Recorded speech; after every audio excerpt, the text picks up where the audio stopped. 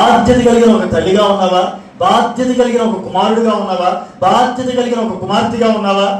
నీ ఇంటి వారి విషయంలో నీవు ఎంత బాధ్యతగా ఉన్నావు?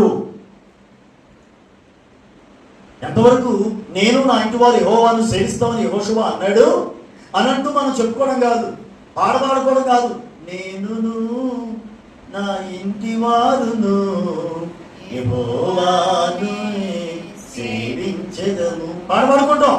ఏమని? నేనును కిలోమీటర్తో దీర్ఘాలు తెస్తాం. నేనును అని నా ఇంటి వారును దీర్ఘాలు తీయడం కాదండి. ఈ మాట అంటున్నప్పుడు నీ ఇంటి వారు దేవునికి సమీపంగా ఉంటున్నారా, దూరంగా ఉంటున్నారా? నీ ఇంటి వారు నీతో కలిసి దేవుని సన్నిధికి రాగలుగుతూ ఉన్నారా, లేకపోతే వెళ్తే వెళ్ళు అని అంటున్నారా?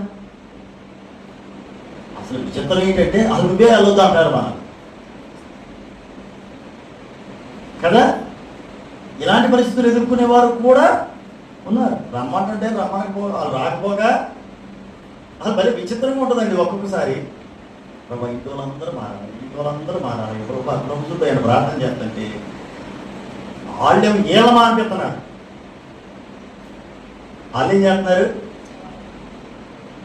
అలా వాళ్ళ కోసం ప్రార్థన చేయకుండా మానేస్తే బెటర్ లాగా ఉంది కదా. వచ్చే వాళ్ళని నమ్మకంగా వస్తారు ఏమండి అనిపిస్తుందా? అలా వాళ్ళ కోసం ప్రార్థన చేయకుండా వాళ్ళ తిప్పలు వాళ్ళని వదిలిపారేసింది.